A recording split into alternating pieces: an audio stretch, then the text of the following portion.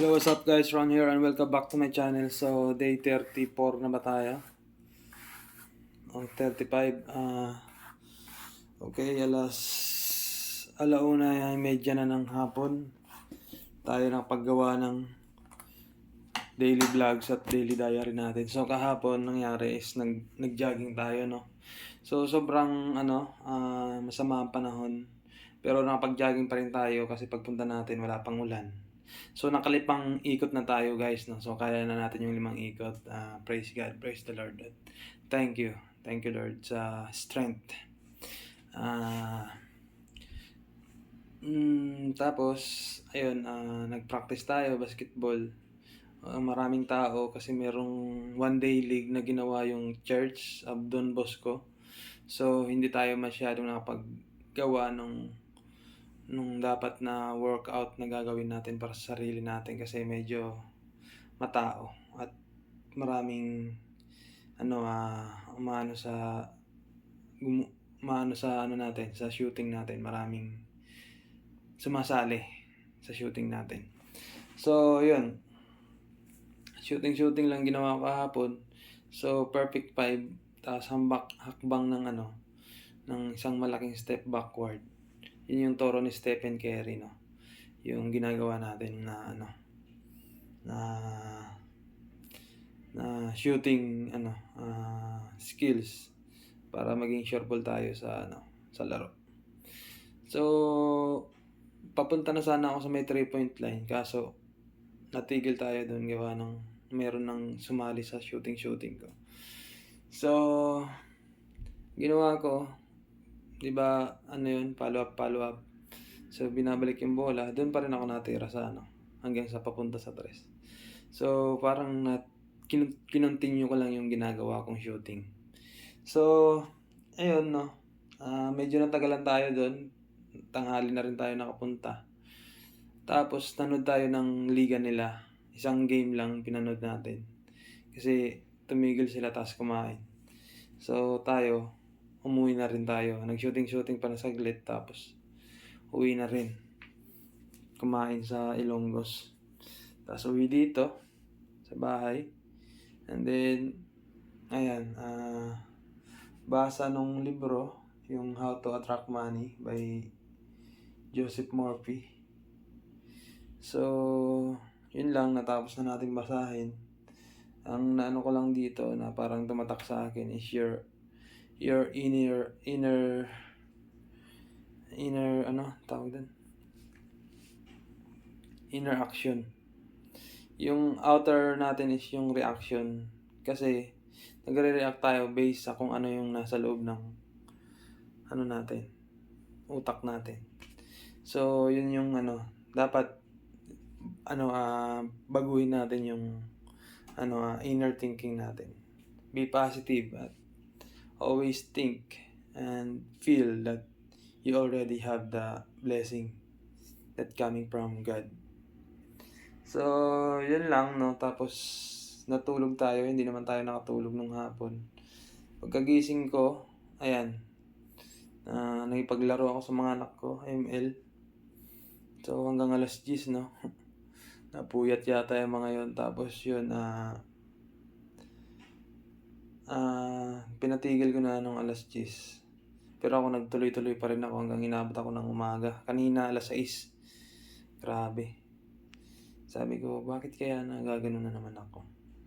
Kasi kahapon, kachat ko yung ex ko, no. About sa bahay, about sa bayaran ng bahay. Tapos yung sa motor, inaano niya ako, parang pinipressure niya ako dun sa sa bayaran ko sa kanyang utang na 25K.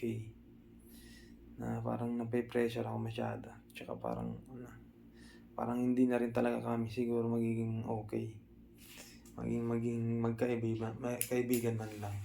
Pero okay lang, ganyan yung gusto niya. Pero lang kasi ako kasi maganda naman yung namin, relasyon namin. Kasi nga lang, nag-decide tayo kasi yun yung gusto ni God sa atin. Na focus tayo sa sarili natin at sa pamilya. Ang hirap lang kasi parang na-stress na naman ako kahapon. Siguro yun yung dahilan kung bakit ako nagpuyat na naman kagabi. So, basahin ko lang yung ano, hindi tayo nakapagbasa ng Bible kagabi, no? Kasi nga, magdamag. Yung kahapon, na-share ko yata ito, naiwan ko. Isaiah, thou shalt fan them, and the wind shall carry them away, and the whirlwind shall scatter them, and thou shalt rejoice in the Lord, and shalt glory in the Holy One of Israel. Tapos ngayong umaga lang guys, ngayong hapon na pala, alauna na to 1:20. Jeremiah 34 verse 16, but ye torn and polluted my name, and caused every man his servant, and every man his handmaid, whom ye had set at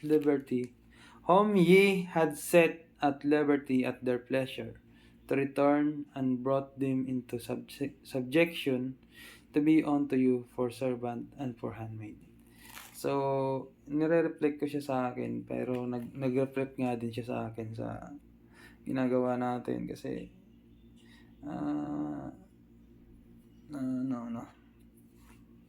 na polluted natin yung pangalan ng Panginoon siguro. Parang nadudungisan natin ang pangalan ng Panginoon sa ginagawa nating exercise. Yung kakaibang exercise na ginagawa natin. Medyo kasi ang hirap niyang gawin Mahirap magpalabas ng wala kang nai-imagine. Yun yung So, hindi tayo tumupad dun sa ang hirap niya talagang gawin. Ito lang.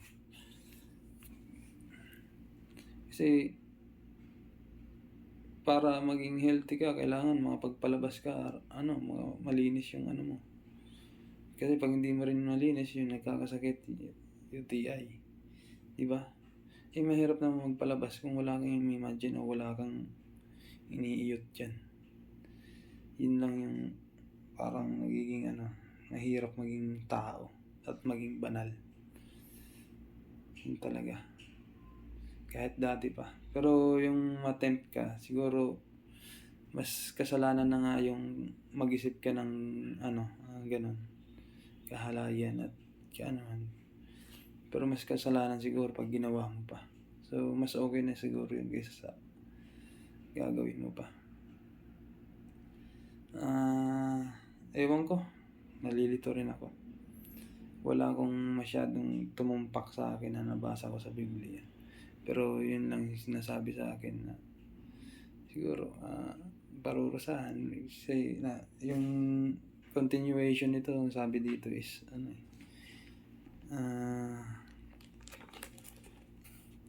and I will give the men to have transgressed my covenant, which have not performed the word of the covenant which they had made before me, when they cut the cup in twain and passed between the part thereof. The princes of Judah and princes of Jerusalem, the eunuch and the priest, and all the people of the land which passed between the part of the cup, I will even give them into the hand of their enemies. To the hand of their enemies daw. And into the hand of them that seek their life. Yan. And their dead bodies shall be for meat unto the fowls of the heaven, and to the beasts of the earth.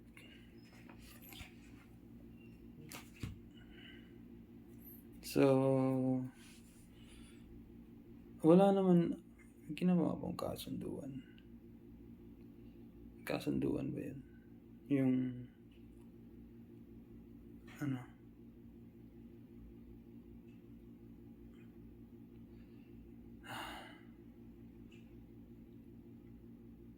basta huwag na lamang babae. Okay? Focus na lang sa sarili at magpagaling. Self-improvement at kay God. Yun lang masasabi ko. That's it. Magsisimba tayo.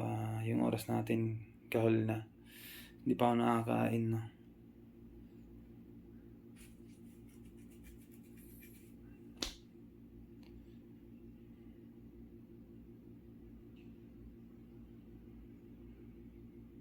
So, yun lang guys. Maraming salamat at God bless us all.